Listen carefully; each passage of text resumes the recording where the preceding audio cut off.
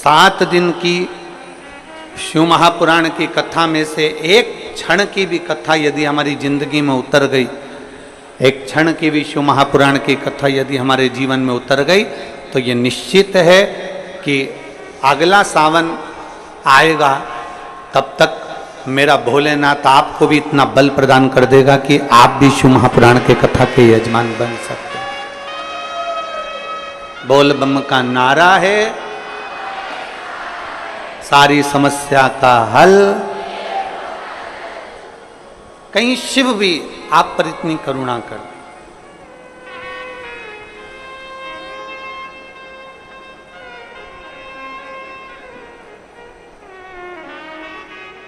बहुत विश्वास लेकर कथा को सुनो, पूर्ण भरोसे के साथ शिव महापुराण की कथा सुनो, और जितने भरोसे और विश्वास के साथ में कथा सुनोगे उतना भगवान शिव कृपा करेंगे। पहले का जमाना दूसरा था, आज का जमाना दूसरा है। पहले बहुत यज्ञ करना पड़ता था, अनुष्ठान करना पड़ता था, तब करना पड़ता था, साधना करना पड़ती थी, तब भगवान प्रसन्न होते थे, प्रकट होते थे। आज के समय में बहुत यज्ञ करने की जरूरत नहीं, तप करने की जरूरत नहीं, साधना करने की जरूरत नहीं। आज के ज़माने में तो केवल भगवान शंकर को एक लोटा जल चढ़ाओ और बम बम भोले बोल दो, मेरा देव अधिदेव महादेव तुम्हारे भंडार भरना प्रारंभ कर देता है। इतना सरल है। वो समय गया। पहले का समय और आज के समय में बहुत अंतर है। पहले जितने काम होते थे वो ऑफिस में किताबों पर, कॉपियों पर, रजिस्टर में लिख कर होते थे।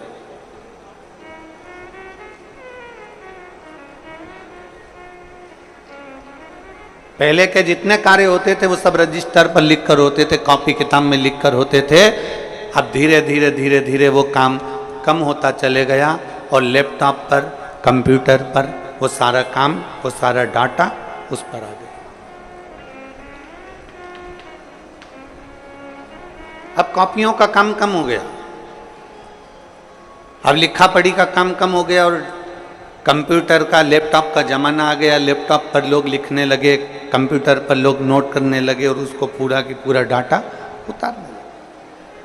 पहले जो काम 2 महीने में होता था, अब वो काम केवल 1 हफ्ते में, 5 दिन में, 3 दिन में, 7 दिन में हो जाता है। अब जरा विचार करो, पहले का समय था कि डायरी लेकर चलना पड़ता था, पहले का समय था किताब लेकर चलना पड़ता था, पहले का समय था रजिस्टर लेकर चलना पड़ता था। अब तो लैपटॉप लेकर चलते हैं, पूरा डाटा एक क्लिक करते ही सामने आ जाता है। तो पहले निर्णय लेने में 2 महीना, 3 महीना, 4 महीना, 5 महीना, 6 महीना लग जाता था।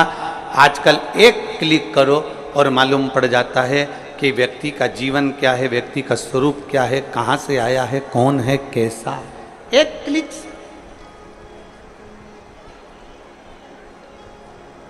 पहले निर्णय लेने में 2-3 महीने लगते थे, आज निर्णय लेने में 2-3 महीने नहीं लगते। केवल लैपटॉप उठाया, चेक करा और क्लिक करा। अब पहले का समय इतना लगता था, आज के समय में समय नहीं लगता, तुरंत काम हो जाता है। उसी तरह सतयुग में, त्रेता में, द्वापर में भगवान का जो यज्ञ होता था, अनुष्ठान होता था, हजारों हजारों वर्ष तक लोग तप करते थे, साधना करते थे, भगवान की भक्ति करते थे। हजारों वर्ष तक लोग मौन होकर बैठे रहते थे। हजारों वर्ष तक शरीर पर राख, मिट्टी जम जाती थी, बॉबी बन जाती थी शरीर की। इतना तप, इतना यज्ञ, इतना अनुष्ठान करते थे, तब भगवान प्राप्त होता था। पर जैसे आज के ज़माने में लैपटॉप एक क्लिक करो और तुम्हारा डाटा सामने आ जाता है, तुमने क्या करा तुम्हारे सम्मुख में आ जाता है। उसी तरह आज के समय में, कलिकाल में, 1 लोटा जल महादेव को चढ़ा दो, सारा डाटा तुम्हारे सामने भगवान शिव की कृपा के रूप में आ जाता है। केवल 1 लोटा जल। और अभी सावन में कितना? जम के बोलो जरा, 2 लोटा।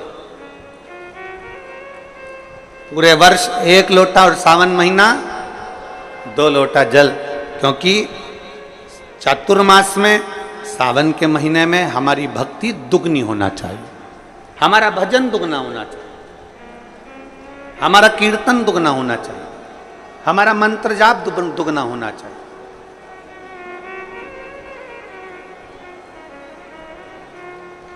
और मैंने तेरे ही भरोसे बाबा, तेरे ही भरोसे हवा बिच उड़ती जावांगी बाबा, डोर हत्तो छड़ना में कट्टी जावांगी। भोले मैं तेरी पतंग, शंभू मैं तेरी पतंग, हवा बिच उड़ती जावांगी बाबा, डोर हत्तो छड़ना में कट्टी जावांगी। अपनी भक्ति को दुगना करिए, अपने विश्वास को दुगना करिए, अपनी दृढ़ता को दुगना करिए। गया जमाना जब किताबों से, डायरियों से, लिखा पढ़ी से काम होता था, आज का जमाना लैपटॉप का है, तुरंत काम होता है। इसलिए भगवान फल भी तुरंत देता। जैसा कर्म करोगे वैसा फल तुम्हें तुरंत भोगना है, तुरंत।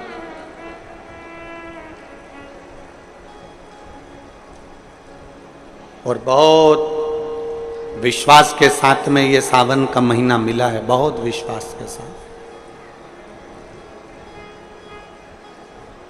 छत्तीसगढ़िया जम के, जरा जम के, छत्तीसगढ़िया सबले बढ़िया। बहुत विश्वास के साथ में ये सावन का महीना मिला है। इस सावन के महीने में जितना जितना शिव की भक्ति कर सकते हो उतनी करो। आस्था चैनल के माध्यम से, फेसबुक यूट्यूब के माध्यम से जितने शिव भक्त भगवान शिव की अविरल भक्ति को सावन के महीने में धारण कर रहे हैं, वो एक विश्वास के साथ,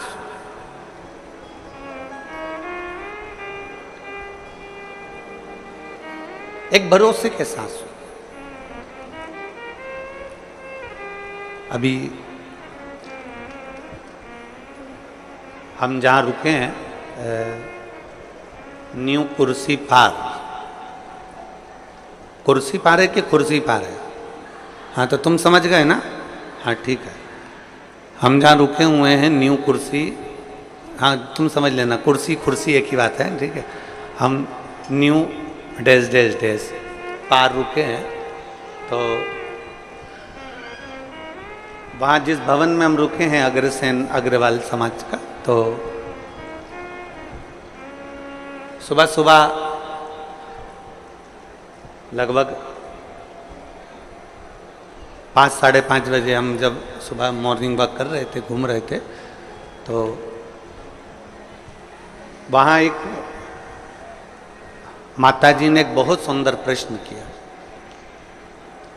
कथा की शुरुआत है, ध्यान से सुनना। उस माँ ने एक प्रश्न किया कि गुरुजी,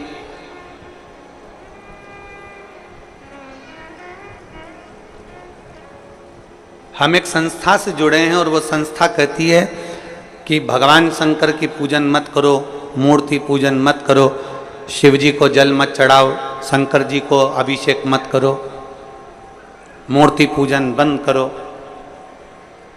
क्यों मूर्ति की पूजन करो? हम उस माता जी के पूरे शब्द सुनते जा रहे थे और अपना वो हाल में घूमते जा रहे थे। गुरुजी, हम जिससे जुड़े हुए हैं वो बोलते हैं कि मूर्ति पूजन मत करो, और आप कहते हो कि शंकर जी को एक लोटा जल चढ़ा। हम जिनसे जुड़े हैं वो कहते हैं कि मूर्ति बाहर निकाल दो, घर से बाहर कर दो मूर्ति को। मूर्ति एक भी घर में नहीं होना चाहिए, और जितना बन सके उतना ध्यान लगाकर बैठे रहो भगवान का, भगवान तुमको मिलेंगे। मूर्ति बात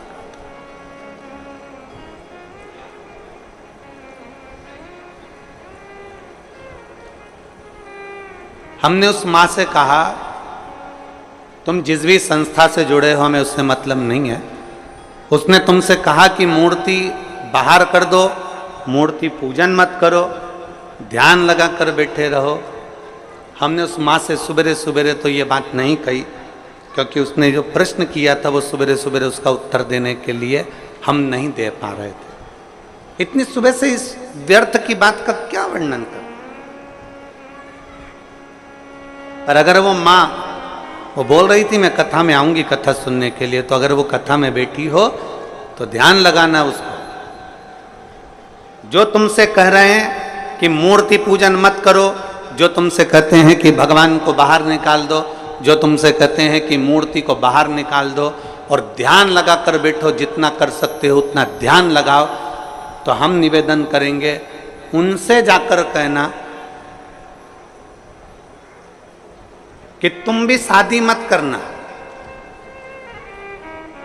बच्चे मत करना, ध्यान लगा कर बैठ जाना कि मेरी लुगाई आई, मेरी पत्नी आई, हमारी शादी हो गई, हमारे 4 बच्चे हो गए, 2 5वीं में पढ़ रहे, 2 6 में पढ़ रहे।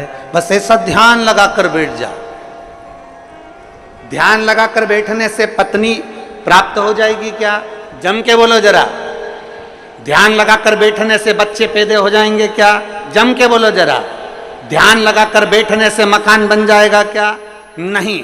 ध्यान लगाकर बैठने से तुम ध्यान लगा लो मकान बन गया, 4 मंजिल का बन गया, अटैच लेट बाथ लग गया, पलंग लग गया, सोफा लग गया, तो क्या मकान बन जाएगा? नहीं।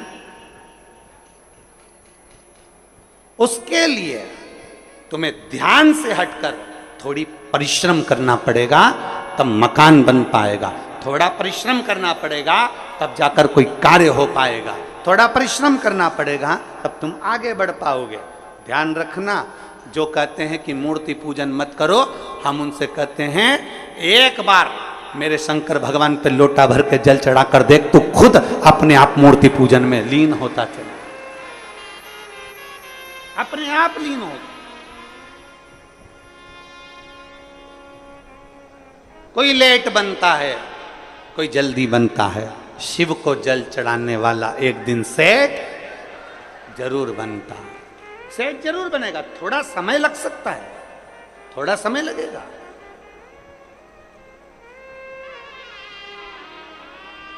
एक पत्र है,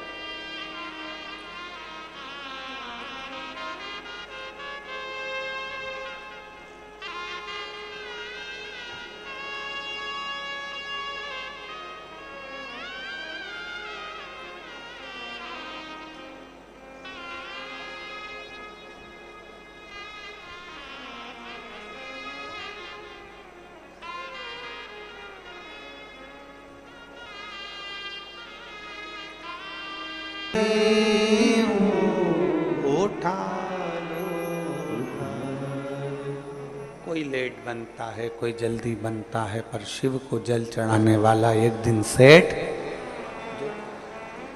थोड़ा समय लग सकता है, थोड़ा समय लगेगा, थोड़ा समय लग सकता है, पर यदि तुम्हारा विश्वास पक्का है, यदि तुम्हारा भरोसा पक्का है, यदि तुम्हारी दृढ़ता पक्की है,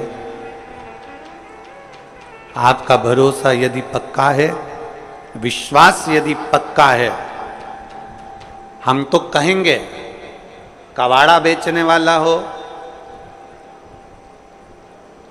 फल का ठेला लगाने वाला हो, पान की दुकान लगाने वाला हो, चाहे छोटे से छोटा काम करने वाला व्यक्ति भी हो, और अगर वो शंकर जी के मंदिर में जाकर 1 लोटा जल चढ़ा रहा है, सफाई कर रहा है, तो ये विश्वास मानना 2 महीना, 3 महीना, 4 महीना, 6 महीना, 1 साल इंतजार जरूर करना। मेरा बाबा तुम्हारा वो जल चढ़ाने वाला हाथ एक दिन पकड़ लेगा और तुमको खींच कर आगे बढ़ा ही देगा, ये निश्चित है। थोड़ा समय लग सकता है,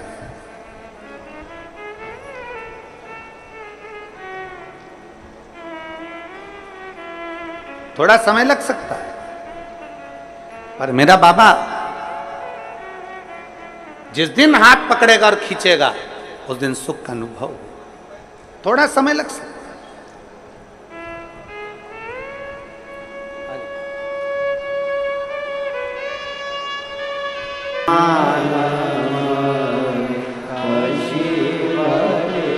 अपने भरोसे को बढ़ाना है हमको, अपने विश्वास को बढ़ाना है हमें। सावन के महीने में हमें कुछ नहीं करना, बस इतना ही करना है कि हमारा विश्वास कितना शंकर के प्रति जा सकता है।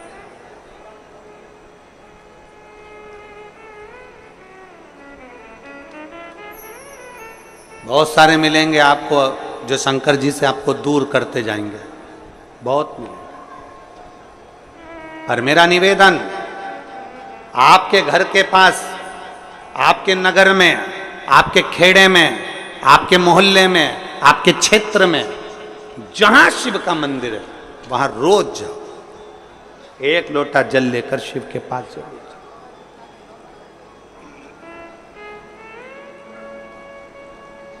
उसके दरवाजे तक जरूर पहुंचो।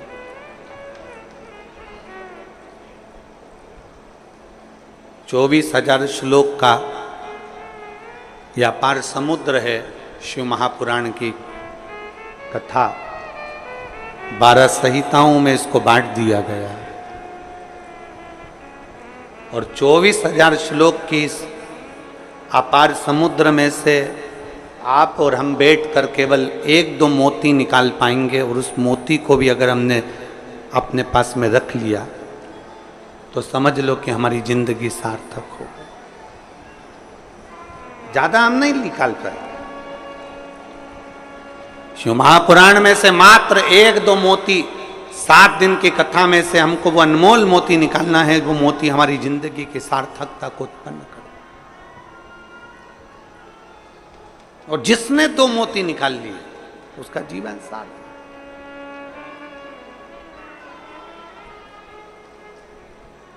हमें ध्यान देना है कि हमारा मन, हमारा चित्त भगवान की ओर स्थिर हुआ कि नहीं। गेहूं पिसवाते हो? अरे बोलो तो जम के तो बोलो। पिसवाते हो? रोटी बनाते हो?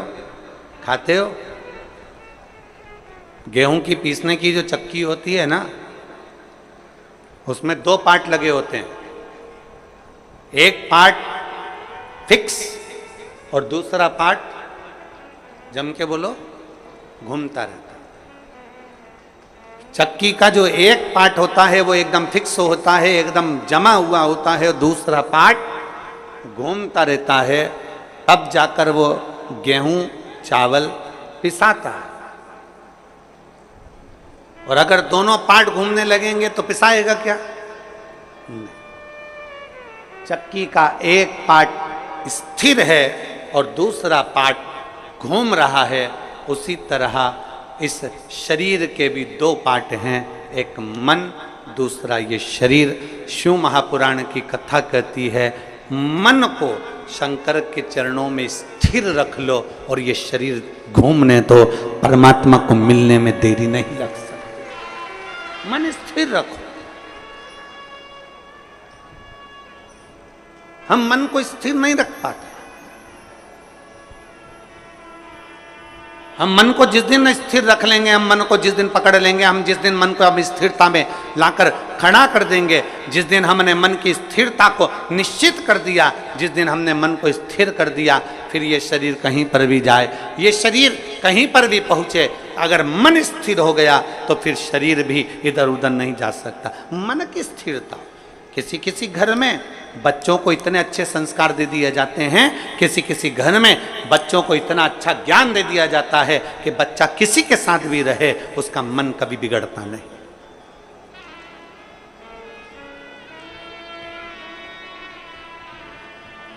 वो बच्चा कभी नहीं बिगड़ता। कितनी सुंदर बात कही है।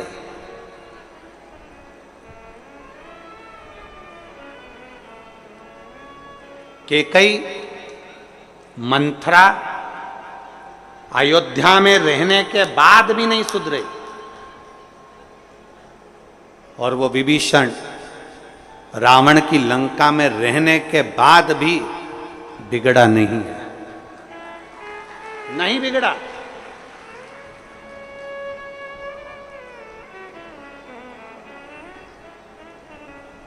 वो लंकापति रावण की लंका में रहने वाला वो विभीषण भगवान की विरल भक्ति में डूबा रहा, और उस मंथरा को इतना समझाया गया, मंथरा को इतना इतना कहा गया, कैकई को इतना समझाया गया, माता कैकई से इतना इतना कहा गया, पर वो सुधरने को तैयार नहीं, वो संवरने को तैयार। अपने मन को स्थिर बनाओ। आपके बच्चों को बाल्यावस्था में जो संस्कार दिया जाए वो संस्कार इतना प्रबल होना चाहिए कि हमारे बच्चे, ये उसका शरीर, हमारे बच्चों का शरीर, हमारे बच्चे कहीं पर भी रहें, ये शरीर उसका कहीं पर भी रहे, मित्र कोई भी बने, दोस्त कोई भी बने, कहीं पर भी जाए, कहीं पर भी बैठे, किसी भी होटल में जाएं, कहीं पर भी बैठें, पर तुम्हारे घर के संस्कार की मूलता इतनी प्रबल होना चाहिए, तुम्हारे बच्चों का मन इतना स्थिर होना चाहिए कि नहीं, मेरे पापा के संस्कार ऐसे हैं, मेरी मम्मी के संस्कार ऐसे हैं, मेरी महतारी के संस्कार ऐसे हैं, मेरे पिता के संस्कार ऐसे हैं, मैं अपने पिता को धोखा नहीं दे सकता, मैं अपनी माँ को धोखा नहीं दे सकती, मैं गलत जगह पर भटक नहीं सकती, मैं गलत जगह पर जा नहीं सकती। ये हमारे मन की स्थिरता बताती।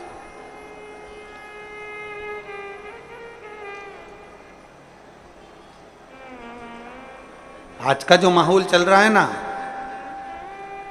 ये मेरी जीजियों और मेरे जितने जीजा बैठे हैं वो भी सावधानी से सुने। आज का जो माहौल चल रहा है, मोबाइल का नेटवर्क मालूम पड़ जाता है कि कहां है, मोबाइल का नेटवर्क मालूम पड़ जाता है कि कहां है, पर घर के बच्चों का नेटवर्क मालूम नहीं पड़ पाता कि वो कहां है।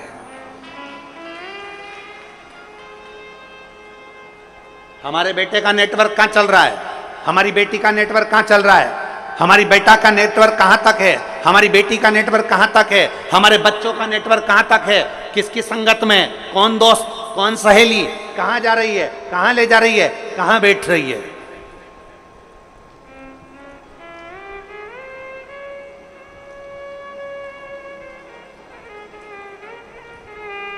नेटवर्क कहां है। गुरु नानक देव जी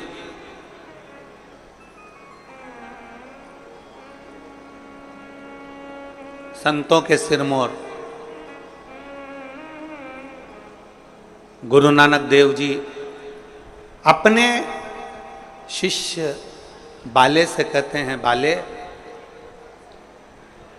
एक व्यक्ति जो कर्म करता है, उस कर्म करने वाले व्यक्ति के ऊपर उस मालिक की दृष्टि हर पल रहती है, हर पल। जैसे आज की भाषा में कहें कि दुनिया के लोग कहीं पर भी रहें, वो सोचते हैं कि हमने जो करा वो परमात्मा ने नहीं देखा, हमने जो किया वो भगवान ने नहीं देखा। हम पुण्य करते हैं तो सारी दुनिया में डोंडी पीट देते हैं, और हम पाप करते हैं तो किसी से नहीं कहते, छुपा लेते हैं, उसको लगता है कि मैंने किसी से नहीं कहा। गुरु नानक देव जी कहते हैं, बाले, हमारे एक एक कर्म पर हमारे ईश्वर की, उस परमात्मा की दृष्टि हमेशा रहती है।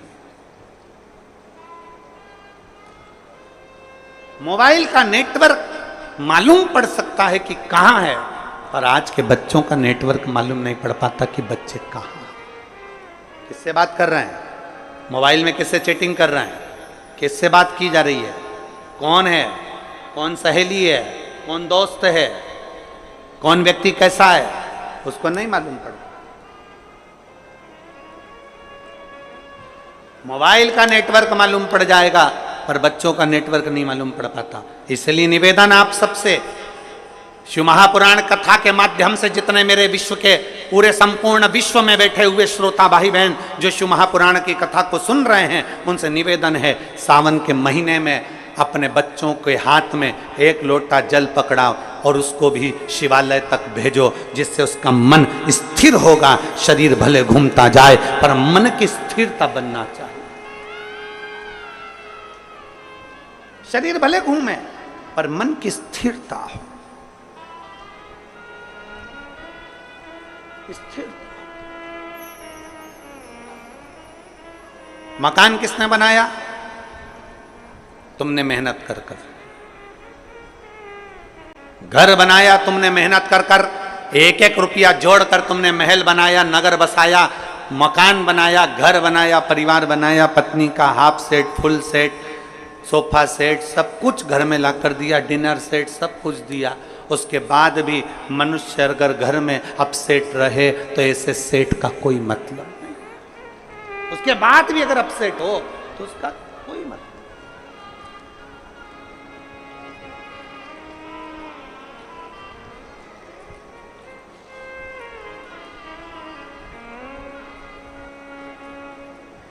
शादी में बेटी ने जिद कर ली कि नहीं, गुरुजी नहीं आएंगे तो मैं वरमाला नहीं डालूं, फेरे नहीं करूं, फिर हमको जाना पड़ा।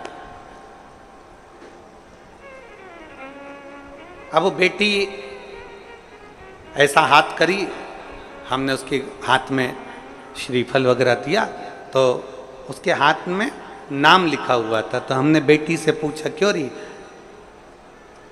ये हाथ में नाम किसका लिखा है? तो बेटी ने कहा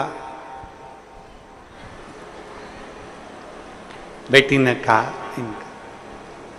मैंने पूछा, बेटा ये नाम किसका लिखा है? तो के मेरे पति का। अच्छा। तो हमने कहा कि ये तुमने हाथ पे नाम क्यों लिखवाया? तो वो बोली कि मैंने जब मेहंदी मंडवा रही थी तो मेरी जो चाची जी हैं वो बोली कि हाथ में अगर पति का नाम रहता है तो पति मुट्ठी में रहता है।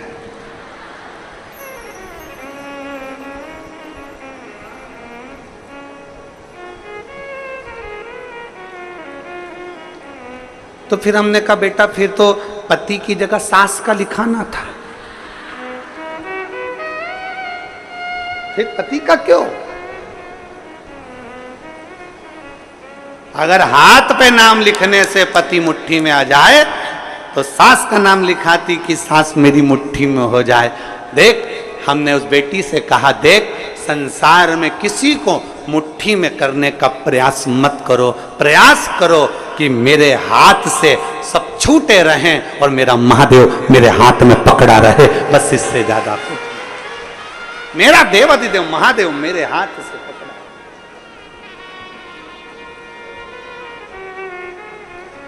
मेरा शिव मेरा बना रहा है, उससे ज्यादा मुझे कुछ नहीं चाहिए। हम संसार के लोगों को अपना बनाने का प्रयास कर रहे हैं, हम संसार के लोगों को अपना बनाने का प्रयास कर रहे हैं, हम संसार के लोगों को अपना जोड़ने का प्रयास कर रहे हैं, हम संसार के लोगों को ये विचार करते हैं ये परिवार, नाते, रिश्ते, कुटुंब, कबीले सब मेरे बनते चले जाएं। शिव पुराण कहती है हम जितना जितना संसार के लोगों को अपना बनाने का प्रयास करेंगे ये हमसे दूर हटते चले जाते हैं। इसलिए प्रयास ये करो कि हमारा शिव, हमारा शंकर, हमारा ओघड़दानी, मेरा देव अधिदेव महादेव, मेरा शंभु, मेरा त्रिकालदर्शी, मेरा शिव हमारा बन जाए, बाकी की दुनिया भले जाए तो जाए। और शंभु शरणे पड़ी मांगू घड़ी रे, दुख काटो दया करीन दर्शन शंभु शरणे पड़ी मांगू घड़ी रे, दुख काटो दया करीन दर्शन। हम शिव को अपना बना, हम शंकर को अपना बना।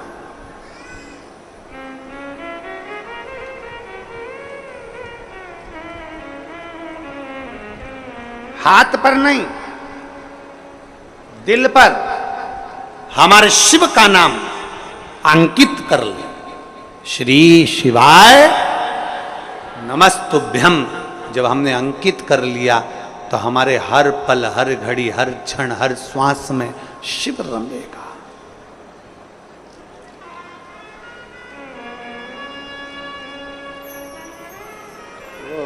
कावड़ देना।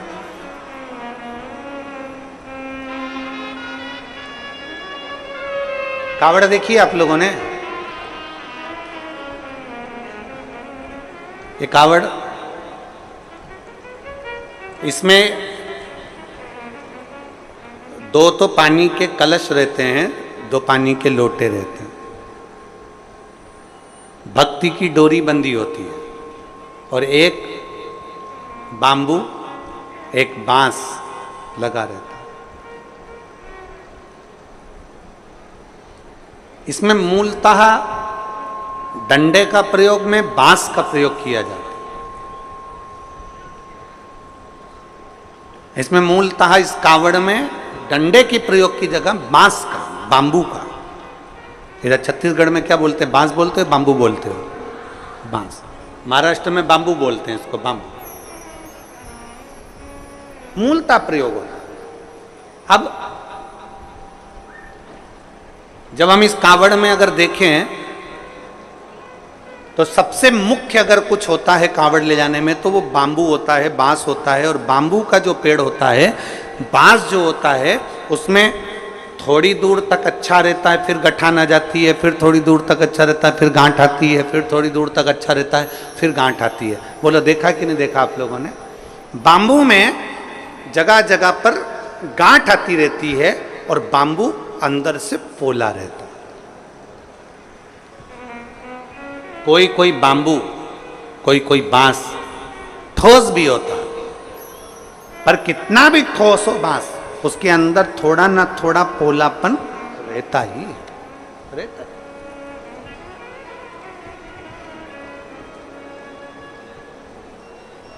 शादी में, विवाह में, जन्म में, मरण में, मृत्यु के समय पर भी बांबू का, बांस का प्रयोग किया जाता है आखिरी तक। और कांवड़ चढ़ाने के लिए भी जिस बांस को पकड़ा जाता है, जिस बांबू को पकड़ा जाता है, जिसमें दो कलश बंधे होते हैं, उसको हम पूरे समय अपने हाथ में, कंधे पर, दोनों कंधे पर किसी भी तरह से उसको लेकर सावन के महीने में शंकर जी के पास जाते हैं। उसका कारण क्या है? क्यों, किस लिए? और बोलते बोलते जा रहे हैं, बोल बम बोल बम बोल बम बोल बम बोल बम बोल बम बोल बम, बोलते बोलते।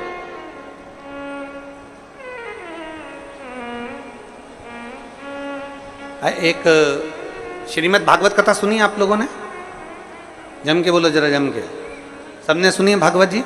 भागवत जी में एक प्रसंग आता है कि धुंधकारी बांबू के अंदर, बांस के अंदर जाकर बैठ जाता है। 7 दिन की कथा होती है। 7 दिन में धुंधकारी फिर वो बांस के 7 गांठों में से बाहर निकल जाता है और उसकी मुक्ति हो जाती है, उसका मोक्ष हो जाता है।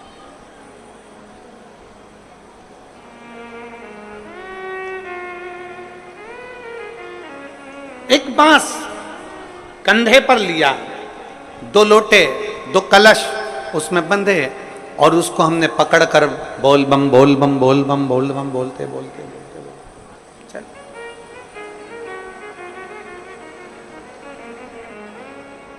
आखिरी में हम जो बांबू पकड़े हैं, जो बांस पकड़े हैं, वो बांस की महत्वता सावन के महीने में क्यों हो जाती है?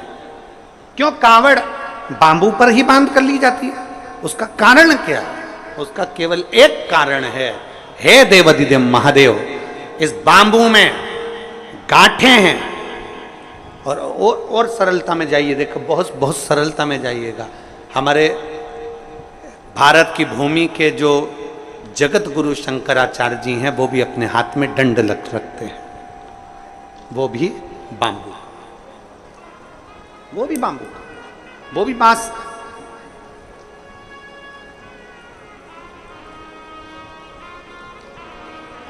वो भी बांस का है। कंधे पर कावड़ ली और कावड़ लेकर जब हम चले, हम पकड़कर बोल बम बोलते बोलते जा रहे हैं, उस कावड़ के डंडे को पकड़े हैं और आखिरी में शिव जी के मंदिर में जाकर भगवान शंकर को जल अर्पित करते हैं।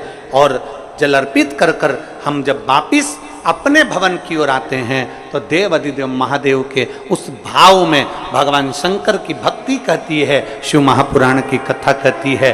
वो बांबू जिसमें बहुत सारी गांठें हैं और वो गांठें स्वयं शिव शंकर की कथा कहती है। जिस समय पर हम दोनों हाथ में कावड़ के लोटों को लेकर जल लेकर भगवान शिव को समर्पित करते हैं, दो हाथ हमारे जल से भरे होते हैं और बांबू नीचे रह जाता है। उसी समय पर शिव कथा कहती है कि जैसे बांस की गांठें बहुत होती हैं और वो गांठ टूटती नहीं है, पर महादेव के चरणों में जैसे ही 2 लोटा जल पहुंचता है, हमारे जीवन की सारी गांठें टूटती चली जाती अपने आप। कई लोग छत्तीसगढ़ से मालूम नहीं जाते कि नहीं जाते, हमें नहीं मालूम, पर देवघर बाबा धाम छत्तीसगढ़ से जाते हैं लोग बाग। हाथ उठाओ जरा, जाते हैं? अरे बहुत बढ़िया, रखो रखो, बहुत बढ़िया। देवघर जाते हैं, सुल्तानगंज से जल भरकर देवघर तक पैदल 150 किलोमीटर तक बाबा का नाम लेते लेते लेते लेते भगवान का भजन करते करते चले जाते। उसके दरवाजे तक पहुंच गए।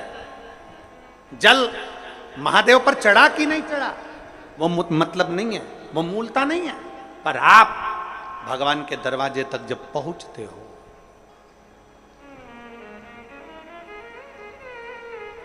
आप भगवान के द्वार तक जब पहुंचते हो तो भगवान उसको स्वीकार करते हैं।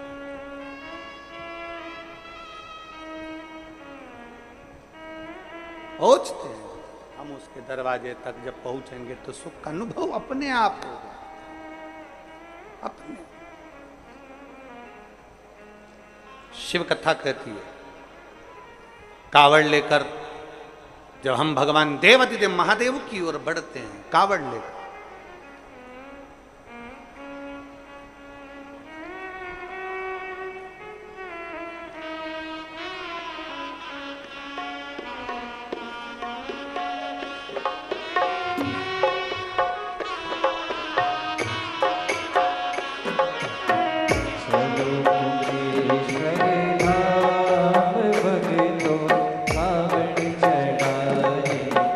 चलो कुबेश्वर धाम चल कर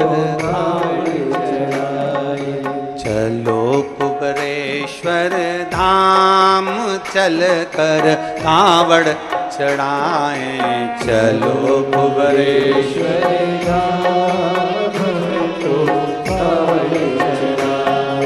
कावड़ चढ़ाए मेरे भोले को रिझाए, कावड़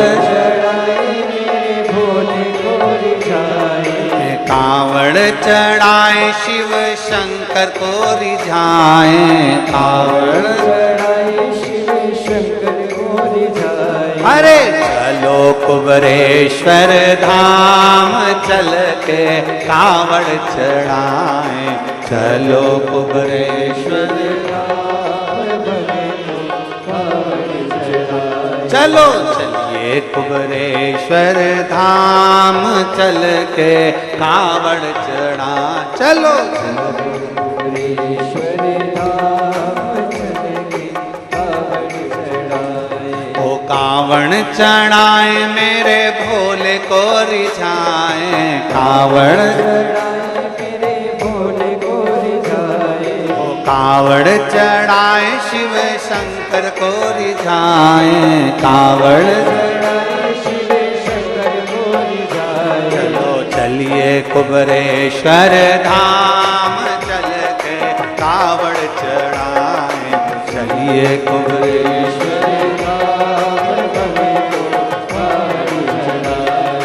चलिए कुबेश्वर धाम चल के कावड़ चढ़ाए, चलिए कुबेश्वर धाम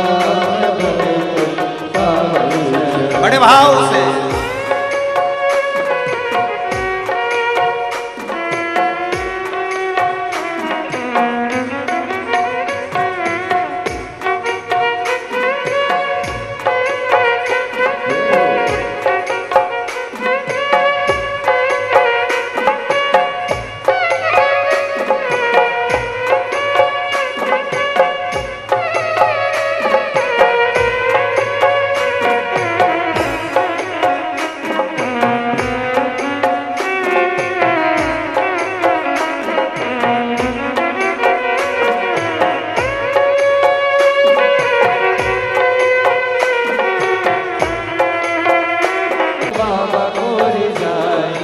गौरा चढ़ाई शिव शंकर को रिझाई, गौरा चढ़ाई शिव शंकर को रिझाई। चलो चलिए कुबरेश्वर धाम चल के कावड़ चढ़ाए, चलिए कुबरेश्वर धाम भक्तों कावड़ चढ़ाए, चलिए कुबरेश्वर धाम चल के कावड़ चढ़ाए, चलिए कुबरेश्वर धाम भक्तों कावड़ चढ़ाए।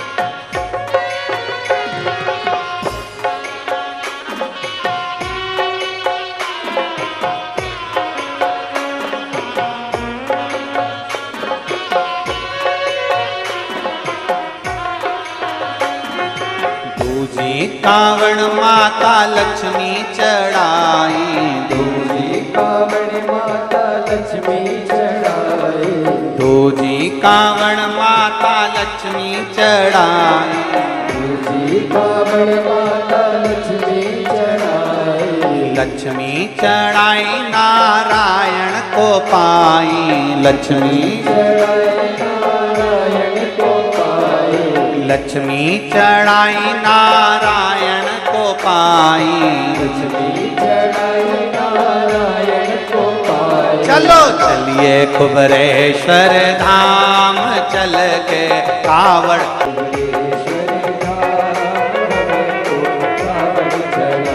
चलो चलिए कुबरेश्वर धाम चल के कावड़ चढ़ाए, चल के कावड़ चढ़ाए, चल के कावड़ चढ़ाए, चल के कावड़ चढ़ाए। चलो चलिए कावड़ चढ़ाए, चल के कावड़ चढ़ाए, चल के कावड़। हार हार अपने स्थान पर बैठकर भगवान शिव जी से अपने मन की बात। सावन का महीना और श्रावण के महीने की ये प्रथम शिव महापुराण की कथा, बड़े भाव से प्रथम दिवस। अपने दिल से बाबा से अपने मन की बात कहिएगा, भाव से दिल से बाबा से प्रार्थना। जहां जगह मिले वहां बैठकर, पीछे वाले अगर कीचड़ हो रहा हो तो खड़े खड़े छातों के नीचे, और जो अंदर बैठे हैं जिनको जगह है वो बैठकर बाबा से अपने मन की बात करें। बड़े भाव के साथ में आपकी आवाज हमारे तक पहुंचना चाहिए, दिल से बोलिएगा बाबा।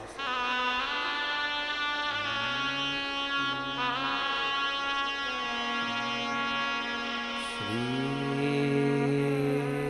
शिवाय नमस्तु, श्री शिवाय नमस्तु,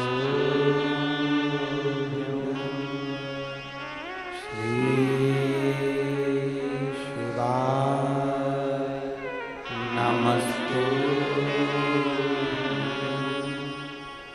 श्री शिवाय नमस्तु,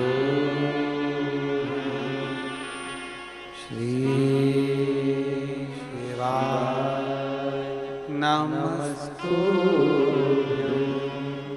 भोला सब दुख काटो भारा, ओ भोला सब दुख काटो भारा। शिव शंकर जपू तेरी माला, भोले बाबा जपू तेरी माला, भोला सब दुख काटो भारा, ओ भोला सब दुख काटो भारा। वेश मंगलकारी, वेश मंगलकारी, शमशान वासी हमारा, शमशान वासी हमारा, ओ भोला सब दुख काटो भारा, ओ भोला सब दुख काटो भारा। भगवान देवाधिदेव महादेव भगवान शिव की कथा कहती है, सावन के महीने में विश्वास के साथ में जो हम भगवान की कावड़ लेकर जाते हैं, उसमें जो डंडा लगा होता है वो बाम्बू का होता है, उसमें भी गांठें होती है, वो गांठें खुल जाती है। कहते हैं शिव के नजदीक जैसे जैसे पहुंचते हैं वैसे वैसे हमारी जिंदगी की गांठें खुलती चली जाती। शिव महापुराण में एक देवराज नाम का ब्राह्मण, महत्तम में कथा थी, एक देवराज नाम का ब्राह्मण, ब्राह्मण कुल में जन्म जरूर ले लिया पर ब्राह्मण जैसा कर्म नहीं कर पाया।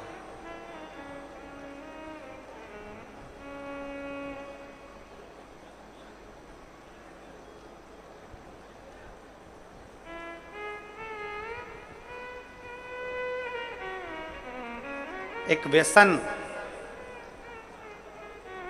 एक वासना, एक निंदा। ब्राह्मण भले ब्राह्मण कर्म कर रहा है कि नहीं कर रहा है, शास्त्र पढ़ रहा है कि नहीं पढ़ रहा है, वेद पुराण पढ़ रहा है कि नहीं पढ़ रहा है, भगवत भजन कर रहा है कि नहीं कर रहा, मूल वो नहीं है। व्यसन, वासना और निंदा। ब्राह्मण अगर ये तीन चीजों से दूर है, कौन कौन सी तीन चीजें, जम के बोलो जरा। पहले नंबर पर है व्यसन।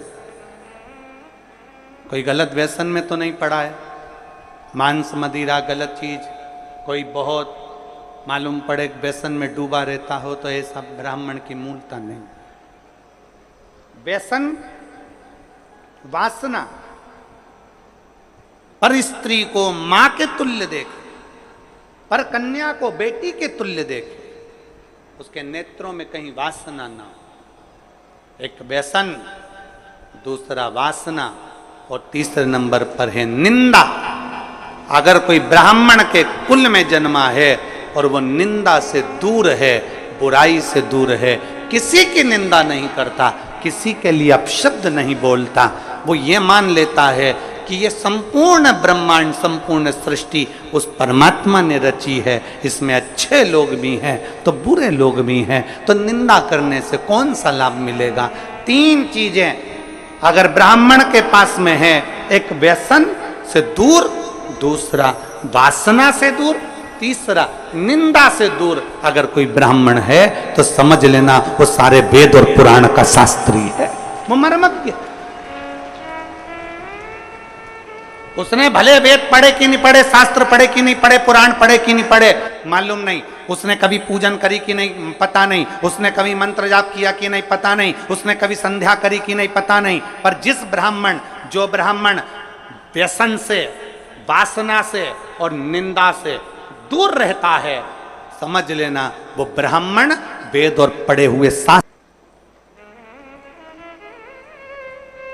आज के जमाने में हम किसी से भी कह देते हैं, महाराज जी आशीर्वाद तो दे दो। अगर चतुर महाराज होगा, चतुर होगा तो वो कह देगा मेरे आशीर्वाद से क्या करना, तुम्हें अगर आशीर्वाद लेना है तो अपने घर के बुजुर्गों का, माता पिता का और परमात्मा का आशीर्वाद लेते रहो, जिंदगी सार्थक हो जाए।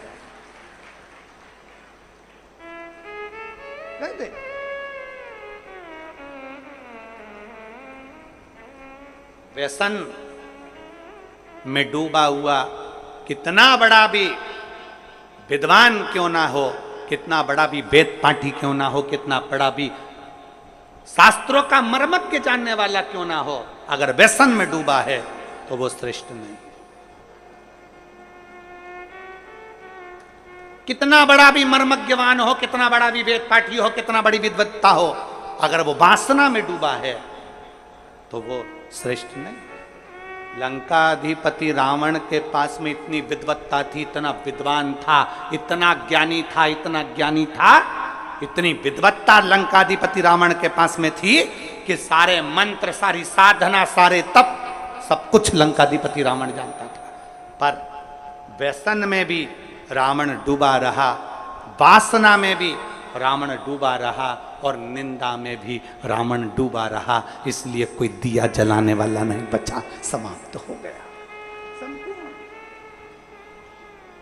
आप भले वेद ना पढ़िए, आप भले शास्त्र ना पढ़िए, आप भले मर्मज्ञ मत बनिए, आप भले विद्वान मत बनिए, पर ब्राह्मण के तीन लक्षण अगर आपके अंतर्गत हैं, आप व्यसन से दूर हो, आप वासना से दूर हो, आप निंदा से दूर हो, किसी की निंदा आपके मुख पर नहीं आती, किसी की बुराई आपके मुख पर नहीं आती, समझ लेना कि कहीं ना कहीं आप शंकर का एक रूप धरकर पृथ्वी पर आए हो, कहीं ना कहीं राम का एक रूप रखकर आप मृत्यु लोक में आए हो, कहीं मेरे कृष्ण ने आप पर कृपा करी तो कहीं अपने अंश को भूमि पर भेज दिया। अगर इन तीन चीजों से आप दूर हो,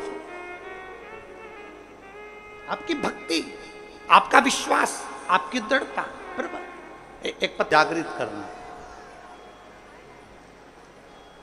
फिर आपको कुछ नहीं करना है। हमने पहले भी कहा, शंकर भगवान को एक लोटा जल चढ़ाने वाला कहीं पर भी चले जाए, वो मेरे शंकर की दृष्टि से दूर नहीं रहता, शिव की दृष्टि उस पर पड़ी ही रहती है। देवराज नाम का ब्राह्मण कर्म से वंचित था, और ये तीन चीजें, व्यसन, वासना और निंदा, उसमें तीनों थी, तीनों। वो व्यसन में भी डूबा रहता था, वासना में भी डूबा रहता था और निंदा में भी डूबा रहता था। एक बहुत सुंदर बात शिव महापुराण की कथा कहती है, कोई निंदा करने वाला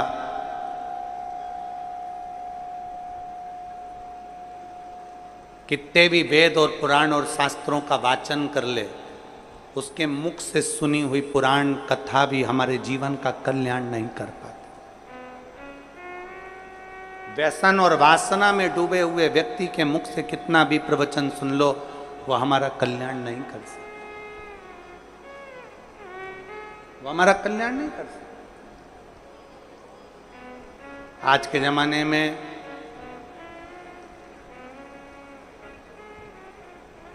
डुप्लीकेट ना जाने कितने सारे बाबाओं का ढेर लगा पड़ा हुआ है।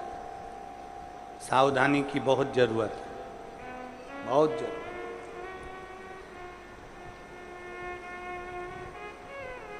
फिर निवेदन है, पानी पियो छान और गुरु करो जान। नहीं तो आज के जमाने में गुरु फिरे बाजार में, हमसे दीक्षा लो, नरक पड़ो चाहे स्वर्ग जाओ, माल हम ही को देव। आज का जमाना ऐसा हो गया है।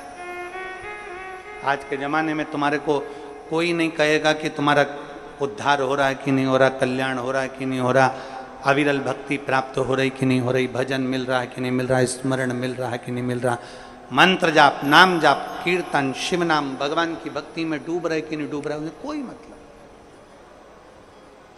आप अपनी भक्ति में डूबने का प्रयास करो।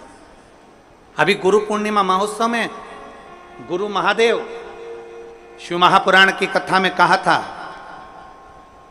इंसान को गुरु बनाने से पहले अपने अंदर एक विश्वास प्रकट कर कर शंकर भगवान के शिवलिंग को छूते हुए ईश्वर को अपना गुरु बनाने का प्रयास करो, क्योंकि इंसान कब गड़बड़ कर जाए पता नहीं, पर ईश्वर कभी गड़बड़ी नहीं करता। वो जो रचता है वो श्रेष्ठ ही रचता है। ईश्वर को बनाओ। माया सबको भरमाती है, माया किसको नहीं पकड़ती। एक चेला और एक गुरुजी जा रहे थे, नदी में बहाव था। चेले ने गुरुजी से कहा, गुरुजी एक कम्मल बेरा है। कम्मल जिसको लोग रात्रि को सोते हैं ओढ़कर, कम्मल बह रहा है पानी में। गुरुजी ने कहा कहाँ है? वो देखो वो पानी में बह रहा। गुरुजी ने कहा कम्मल तो अच्छा। चेला कहने लगा, गुरुजी जाऊं कम्मल लेने? गुरुजी ने कहा मत जा बेटा, कम्मल लेने के लिए क्या करना, अपने पास कम्मल की ढेरी लगी हुई है, क्या करेगा कम्मल ला के? नहीं गुरुजी, कम्मल लेने तो जाऊंगा। गुरु का कहना चेले ने नहीं माना, नदी में कूद गया, कम्मल लेने के लिए गया। जैसे कम्मल लेने के लिए वो गया, कम्मल लेकर आने लगा, कम्मल पकड़ लिया। उसको नहीं मालूम था कि ये कम्मल नहीं है, ये तो कोई भालू पानी में बह रहा था। तो भालू ने उस शिष्य को पकड़ लिया, अब वो छोड़ नहीं रहा। गुरुजी घाट पे से चिल्ला रहे, बेटा कम्मल छोड़ दे। शिष्य चिल्ला कर कह रहा है, गुरुजी मैंने तो कम्मल को छोड़ दिया, पर कम्मल मुझे नहीं छोड़ रहा है। तो भालू ने पकड़ लिया, मैंने कम्मल को छोड़ दिया पर कम्मल मुझे नहीं छोड़ रहा है। बस यही संसार है। इस संसार में माया जब पकड़ती है तो किसी को नहीं छोड़ती है, चाहे वो कोई भी हो। इसलिए शिव पुराण कहती है, पार्वती जी ने शिव जी को गुरु बनाया था, गणेश जी ने शिव जी को गुरु बनाया था, नंदी ने शिव जी को गुरु बनाया था, लक्ष्मी जी ने शिव जी को गुरु बनाया था, नारायण ने शिव जी को गुरु बनाया था। सारे देवताओं का क्रम उठाकर देख लिए, सबने महादेव को गुरु बनाया। तो हम भी हमारे देवादिदेव महादेव का मात्र स्पर्श कर कर उसको गुरु बना सकते। शिव को स्पर्श कर, शिव का स्मरण कर।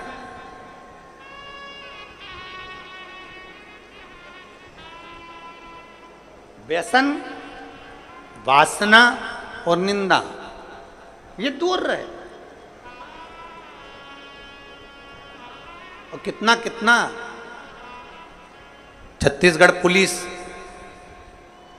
छत्तीसगढ़ शासन की जो पुलिस है, वो तो निरंतर कई सालों से एक अभियान चलाती आ रही है, व्यसन मुक्त, नशा मुक्त, नशे से मुक्त। शायद भारत की संपूर्ण प्रदेशों में से केवल एक छत्तीसगढ़ की पुलिस एक ऐसी होगी जो यह अभियान चलाती है कि हमारा प्रदेश, हमारा देश नशे से मुक्त हो। एक बार जोरदार ताली बजाओ छत्तीसगढ़ पुलिस के लिए, साधु होता है। नशे से मुक्त हो। और शिव महापुराण भी यही कर रही है। आज के दुनिया के लोग कह देते हैं शंकर भगवान तो भांग का नशा करते हैं, शंकर भगवान गांजे का नशा करते हैं, शंकर भगवान चिलम पीते हैं, भगवान शंकर ऐसा करते हैं। दुनिया के लोगों की दृष्टि गड़बड़ हो गई है, दुनिया के लोगों की सोच गड़बड़ हो गई है। शंकर भगवान को दुनिया के लोग केवल बदनाम करने में लगे हुए हैं, इसलिए उनके जो फोटो बना दिए वो गांजा पीते हुए बना दिया, उनके फोटो बना दिए चिलम पीते हुए बना दिया, उनका फोटो बना दिया लोटे में भांग पीता हुआ बना दिया। अरे मेरे देव अधिदेव महादेव ना कभी गांजा पीते हैं ना कभी भांग पीते हैं। मेरे महादेव तो नशे से मुक्त रहने की सलाह देते हैं कि नशे से मुक्त रहिए, नशे से मुक्त। ये तो दुनिया की दृष्टि गलत है ना, जिसकी गलत दृष्टि होती है ना उसी को गलत दिखता है। रोड पे गाय ज्यादा हो जाती है तो दुनिया के लोग कहते कितनी आवारा गाय घूम रही है। अरे आवारा तेरी आंख हो गई जो तुझे गौ माता भी आवारा नजर आ रही है। आवारा तेरे नेत्र हो गए इसलिए तुझे गौ माता आवारा नजर आ रही है। याद रखना हमारी दृष्टि जैसी होती है सामने की सृष्टि वैसी नजर आती है। नीला चश्मा लगाओगे तो नीला दिखेगा, काला लगाओगे तो काला दिखेगा, पीला चश्मा लगाओगे तो पीला दिखेगा, गुलाबी लगाओगे तो गुलाबी दिखेगा।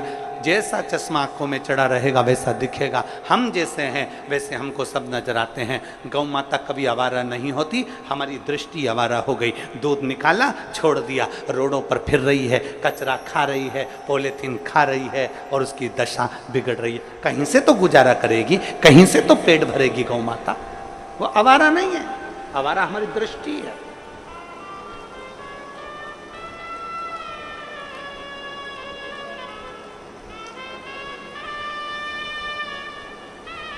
सन, वासना और निंदा, ये तीनों से ब्राह्मण को दूर रहना चाहिए।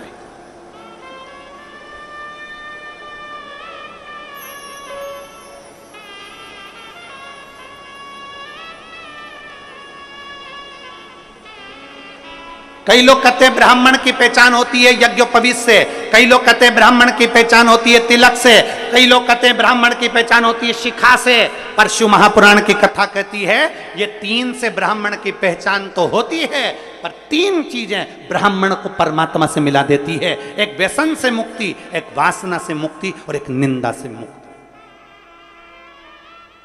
ये तीन चीजें परमात्मा से मिला। व्यसन, वासना और निंदा ये दूर हो जाता। पर देवराज नाम का ब्राह्मण व्यसन से दूरी नहीं बना सका, देवराज नाम का ब्राह्मण वासना से दूरी नहीं बना सका, देवराज नाम का ब्राह्मण निंदा से दूरी नहीं बना सका।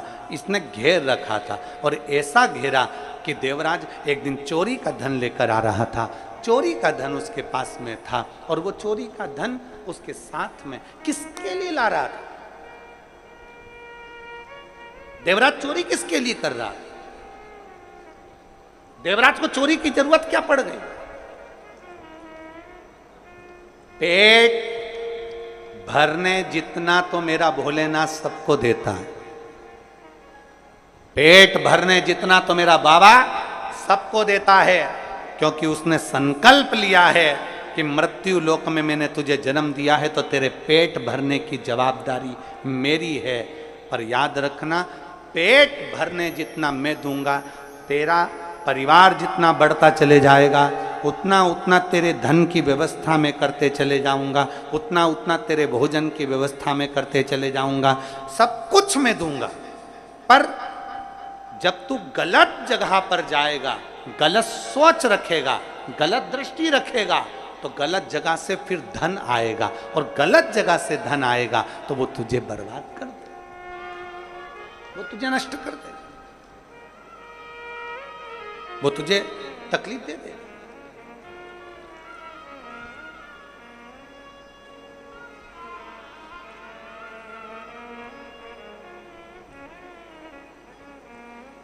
व्यक्ति नौकरी करता है, व्यक्ति धंधा करता है, उससे उसके घर का गुजारा आराम से चलता है। पर जब वो सोचने लगता है कि पड़ोसी के घर में एक गाड़ी आई है, बहुत जोरदार आई है, गाड़ी मुझे भी चाहिए, तब फिर वो एक का दो करना प्रारंभ कर देता है।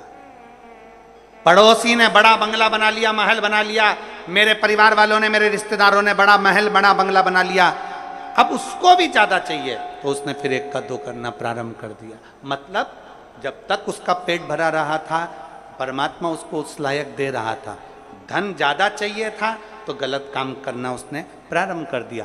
देवराज अपनी पत्नी, अपने बच्चों के साथ रहता था, भोलेनाथ उसका गुजारा करता था। जब तक अकेला था, तनख्वाह भी कम थी, काम भी कम था, पत्नी आ गई, थोड़ा काम धंधा बढ़ गया, थोड़ा बिजनेस बढ़ गया, बच्चे हो गए तो और काम धंधा बाबा ने बढ़ा दिया, संतान का सुख आया, थोड़ा और बढ़ गया और